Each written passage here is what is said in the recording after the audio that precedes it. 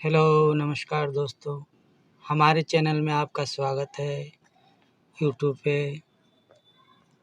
आज हम बात करते हैं, जानते हैं अजवाइनिया के पौधे के बारे में। एक अजवाइनिया नामक पौधा है, उसको कर्पूरवल्ली के नाम से भी लोग जानते हैं। वैसे तो कर्पूरवल्ली ही नाम है, लेकिन अजवाइन जैसा उसमें खुशबू आता है।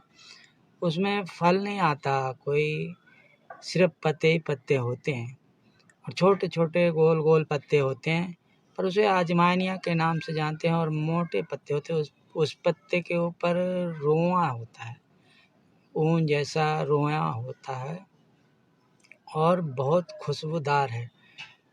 बहुत उसके अंदर चमत्कारिक गुण भी हैं, औषधि चमत्कारी गुण है। उसको खांसी में, दमा में प्रयोग कर सकते हैं।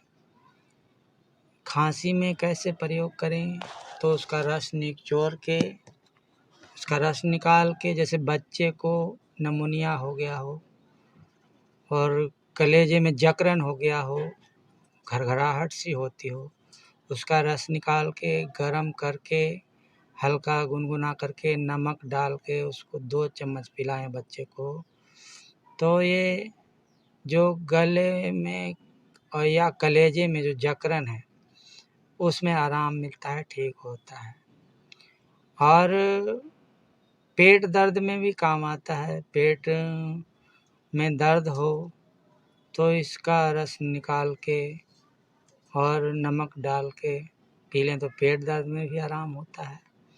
और इसको ऐसे पकौड़ी बना के भी खा सकते हैं। बहुत लाजवाब पौधा है, पेट दर्द में भी काम आता है, दमा में भी काम आता है। दमा शाम होते जिनको गले से घरघराहट सी है या कलेजे से आवाज़ सी आती है, वो भी इनका प्रयोग शहद के साथ करें। शहद के दमे में शहद, असली शहद होना चाहिए दोस्तों। शहद की मतलब क्वालिटी अच्छी होनी चाहिए और छोटी मधुमक्खी का शहद होना चाहिए, ओरिजिनल होना चाहिए। अगर शहद में मिला के इसका रस पिया जाए तो दमे में भी आराम मिलता है। तो नमस्कार दोस्तों, आज की वीडियो में इतना ही जानकारी।